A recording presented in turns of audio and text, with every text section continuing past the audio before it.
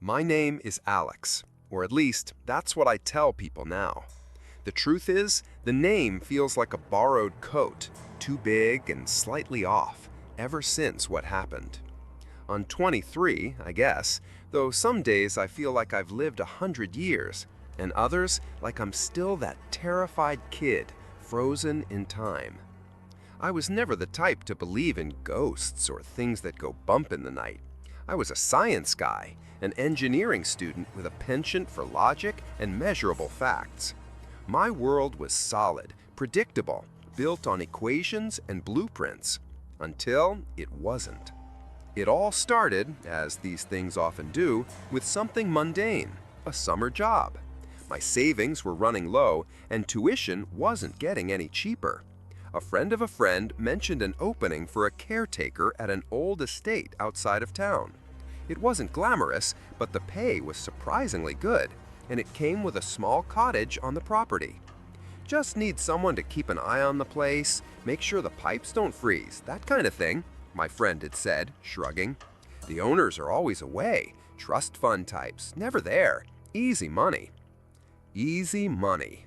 That phrase haunts me now, like a whisper in an empty room. The estate, Blackwood Manor, stood on a sprawling plot of land, shrouded in ancient oak trees whose branches clawed at the sky like skeletal fingers. The main house itself was a monstrosity of Victorian architecture, dark brick, tall, narrow windows that seemed to stare out with vacant eyes, and a perpetually shadowed porch. It looked less like a home and more like a mausoleum. The air around it was always cooler, heavier, even on the hottest July days. A perpetual twilight clung to the grounds, as if the sun itself was reluctant to fully illuminate the place. My cottage, thankfully, was a little further down a winding dirt path, a small, unassuming structure dwarfed by the manor's imposing presence. It was quaint, with a slightly crooked porch and a faint smell of damp earth, but it was mine for the summer. The first few weeks were uneventful, almost boring.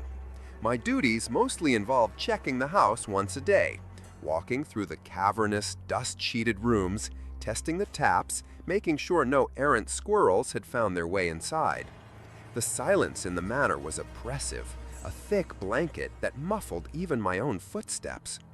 Every creak of the old house, every rustle of the wind outside seemed amplified, turning mundane sounds into something sinister. I told myself it was just the isolation, the strangeness of being alone in such a vast, empty space. I'd hum to myself, whistle, anything to break the quiet. I spent my evenings in the cottage, studying, reading, or trying to ignore the subtle hum of unease that had started to settle in my chest. The internet out there was spotty at best, and cell service was a joke, which only added to the feeling of being cut off. Sometimes, late at night, I'd look out my window towards the manor. It was usually a dark silhouette against the moonlit sky, but occasionally I'd swear I saw a faint flicker of light in one of the upstairs windows, like a candle quickly snuffed out. I'd rationalize it, of course, a trick of the moonlight, reflections, my mind playing games in the dark. Then came the dreams. They started subtly, fragmented images that would dissipate upon waking, leaving behind only a vague sense of dread. But they grew more vivid, more insistent. Always the same theme. Being lost in a sprawling, dark house, the air thick with something unidentifiable, a presence just beyond my sight. And the whispering. Soft, insistent whispers just at the edge of hearing, like a secret being shared just out of reach. I'd wake up in a cold sweat, my heart hammering against my ribs, convinced I could still hear the faint echo of those voices. One particularly humid night, I woke up with a jolt, not from a dream, but from a distinct sound.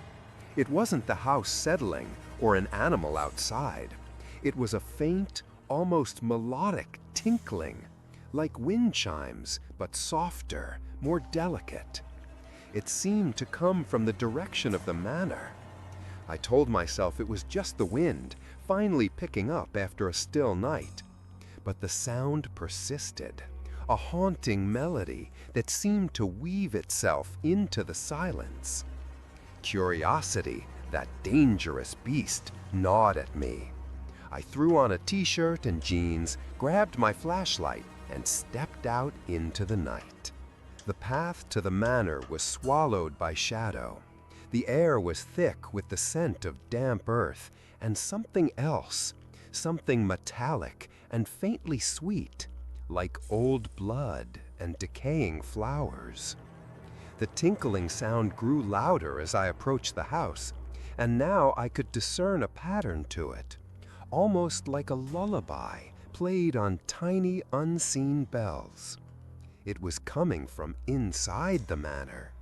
My logical brain screamed at me to turn back, to call the non-existent police, to simply hide in my cottage and wait for dawn.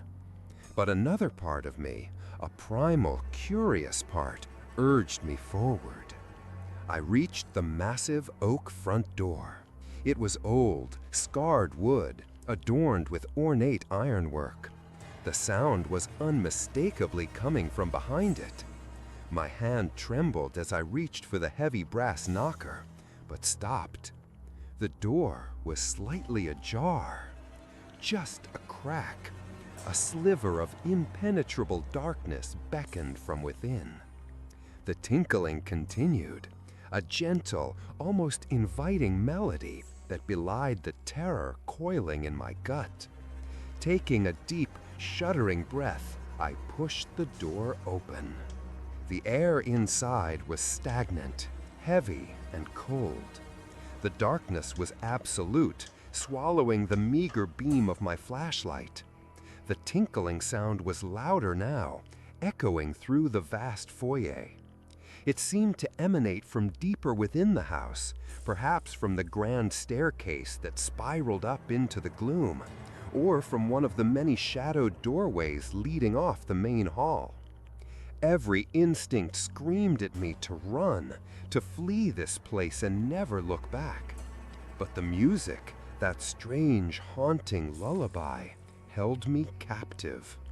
It was drawing me in, step, reluctant step, deeper into the heart of Blackwood Manor.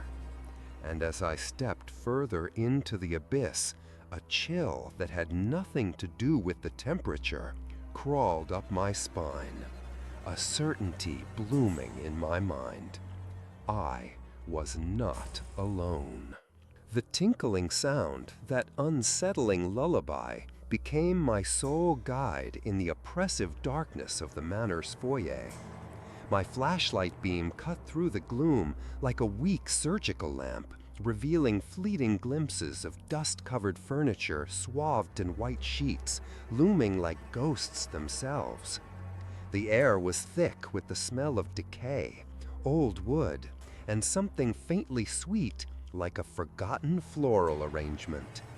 My heart hammered against my ribs, a frantic drumbeat against the silence that otherwise swallowed every sound except for that insistent, hypnotic melody. The sound seemed to draw me towards the grand staircase, its banister a dark, swirling serpent disappearing into the upper reaches of the house. Each step I took was deliberate, heavy, as if I were wading through an invisible current. My eyes strained, trying to pierce the gloom beyond my flashlight's reach, convinced that at any moment something would coalesce from the shadows. The whispering from my dreams returned, faint at first, then growing more distinct, mingling with the tinkling. It wasn't coherent words, just a cacophony of hushed voices, like a crowded room filled with secrets. My breath hitched in my throat. As I reached the foot of the staircase, the tinkling became almost deafening, radiating from somewhere above. It sounded like a music box, an antique, delicate mechanism playing a forgotten tune. I knew with a horrifying certainty that I had to go up.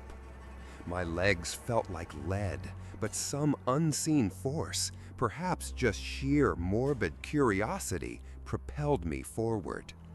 The stairs groaned under my weight, each creak echoing through the silent house, amplifying the sense of isolation. With every step, the whispers grew louder, clearer, no longer just a murmur, but distinct, distorted voices, overlapping and unintelligible. On the landing, a heavy mahogany door stood slightly ajar, a sliver of faint, ethereal light spilling from within. The music box tinkling was strongest from behind this door, and the whispers seemed to emanate from there too, a chorus of ghostly voices. My hand, slick with sweat, gripped the cold metal doorknob. It turned with a soft click, and I pushed the door open. The room was a nursery, or at least it had once been. Moonlight, filtering through a tall, arched window, illuminated a scene of haunting desolation. In the center of the room stood an old wooden crib, its rails splintered, its mattress stained and torn. Above it, suspended by a single tattered string, was a mobile. Not one with cute animals or stars, but with tiny, intricately carved dolls, their eyes blank, their limbs stiff. And it was this mobile that was producing the music. It swayed ever so slightly, rotating slowly, each doll striking a tiny, almost invisible bell attached to the central mechanism. The tinkling was coming from them. But the most disturbing detail wasn't the mobile. It was the rocking chair in the corner. It was old, faded, and it was gently rocking back and forth, as if someone had just risen from it. And on its seat, amidst the worn fabric, lay a child's toy, a small porcelain doll with wide, unblinking eyes and a faded dress.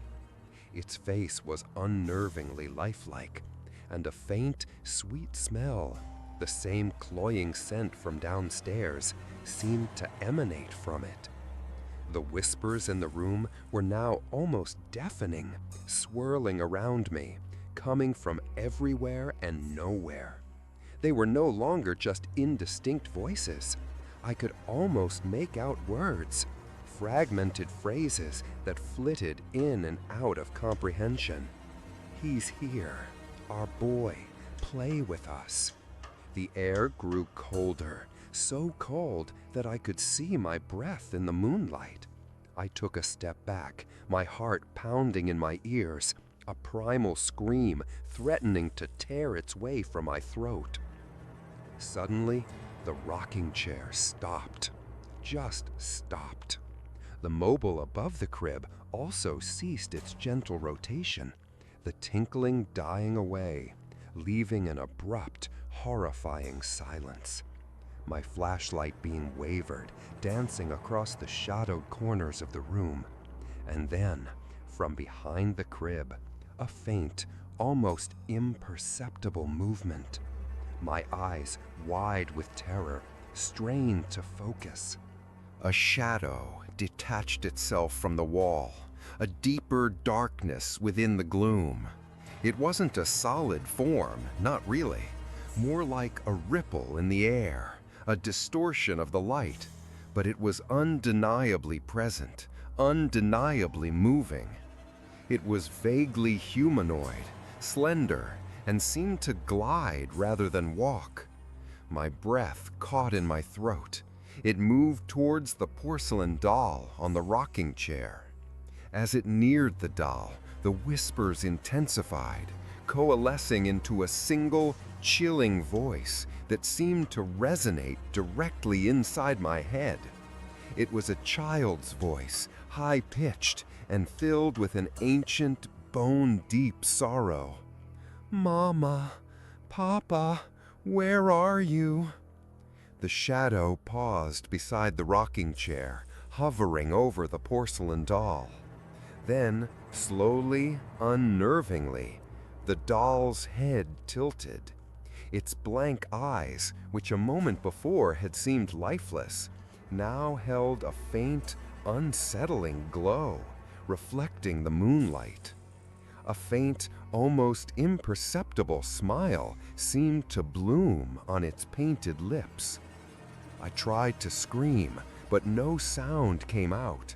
My legs, which had been frozen, finally decided to obey, and I stumbled backward, tripping over my own feet.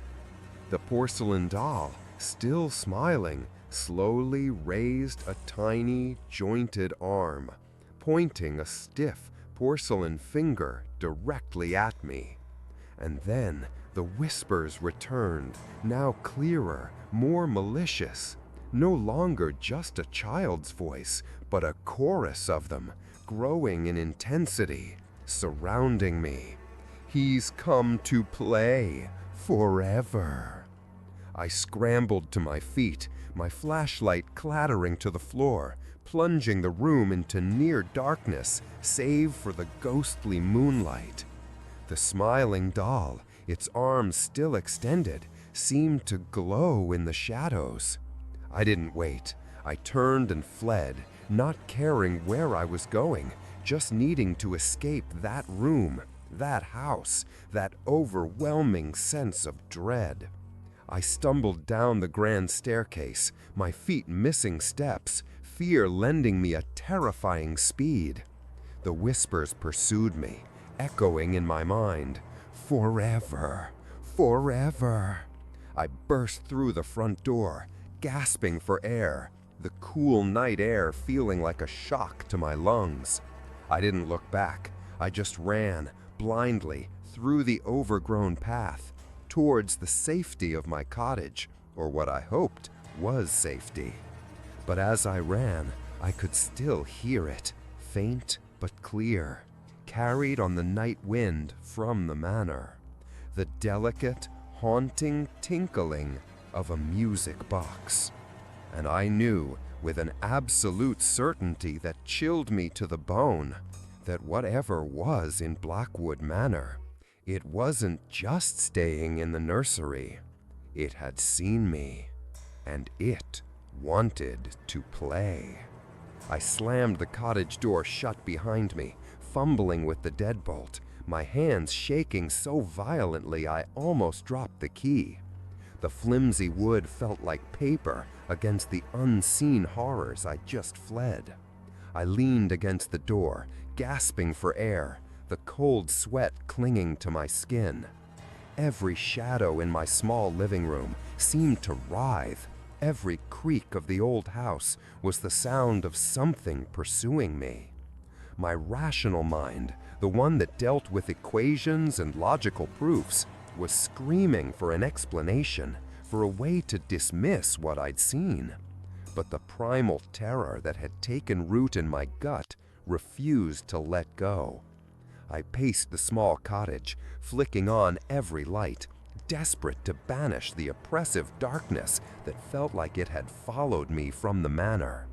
I tried to call someone, anyone, but my phone remained stubbornly dead, a cruel joke in my moment of desperate need. The isolation I had once found peaceful now felt like a suffocating shroud. Sleep was impossible. Every rustle of leaves outside, every distant hoot of an owl sent jolts of adrenaline through me. I spent the rest of the night huddled in a corner of the sofa, a kitchen knife clutched in my trembling hand, my eyes glued to the windows, waiting for dawn. The sun, when it finally crept over the horizon, painting the sky in soft hues of pink and gold, had never felt so welcome. Its light, however, did little to dispel the lingering dread. Blackwood Manor still loomed in the distance, a dark stain on the otherwise beautiful landscape. The next day was a blur of fear and forced routine. I told myself I was being paranoid, that lack of sleep and the eerie atmosphere of the manor had played tricks on my mind. But the image of the smiling porcelain doll, its arm pointing at me, was burned into my retinas. And the whispers, the child's mournful plea, the malicious chorus, they still echoed in my ears. I avoided the manor, making excuses to myself about needing to stock up on supplies, driving into the nearest town, a small, sleepy place a good hour away. I bought groceries, pointless trinkets, anything to feel a sense of normalcy, to pretend that my world hadn't just shattered. But even there, in the mundane chatter of a grocery store, I couldn't shake the feeling of being watched. A shiver would run down my spine, and I'd turn sharply, expecting to see something, someone, only to find ordinary people going about their day. It was irrational, I knew, but the seeds of paranoia had been deeply sown. When I finally returned to the cottage, the sun was beginning to set, casting long, unsettling shadows across the grounds. As I drove up the winding dirt path, my headlights cut through the deepening gloom, and that's when I saw it. Just outside the main gate of Blackwood Manor, placed precisely in the center of the path, was the porcelain doll. The same doll from the nursery. Its wide, unblinking eyes seemed to stare directly into my headlights, and its painted lips were curled into that same unnerving smile. My blood ran cold. I slammed on the brakes, the tire spitting gravel. My mind raced, trying to find a logical explanation. Had the wind blown it? Had some animal carried it out? But no, it was placed deliberately, perfectly centered. And the gate, which I was sure had been closed and latched, was now wide open, swinging gently in the evening breeze. I didn't get out of the car. I couldn't. The fear was a physical weight pressing me back into my seat. I stared at the doll, and it stared back, its smile seeming to widen in the fading light. A faint, almost imperceptible tinkling sound reached my ears, carried on the wind. It was the music box. It was the lullaby, and it was coming from the manor. My heart pounded, a frantic bird trapped in my chest. This wasn't a dream. This wasn't my imagination. Something was here, something that was actively reaching out, playing a terrifying game. The doll was a message, a cruel invitation. After what felt like an eternity, I slowly, cautiously put the car in reverse. My hands were slick on the steering wheel.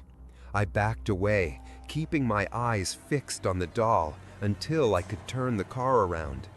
I didn't care about the summer job, about the money, about my tuition. All I cared about was getting away. I drove until the manor was a distant, dark smudge against the horizon, until its unsettling presence no longer loomed in my rearview mirror. I drove for hours through the night until I reached the familiar glow of city lights, until I was surrounded by the reassuring sounds of traffic and distant sirens.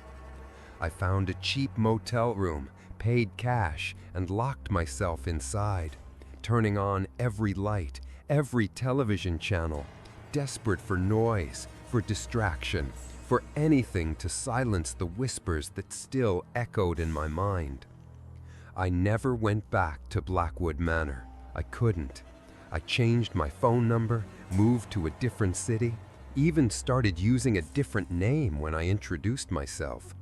I tried to rebuild my life, to forget the terror, to convince myself it was all a delusion, a stress-induced hallucination. But some nights, when the silence is too deep or the shadows in my apartment stretch too long, I hear it. A faint, distant tinkling, like a music box playing a lullaby no one should ever hear. And sometimes, just at the edge of my vision, I see a brief, unsettling flicker of white, like a porcelain doll's face in the dark, its eyes wide, its lips curled in a silent, chilling smile. I know it's watching. I know deep down that it's still playing, and one day it will come to finish the game.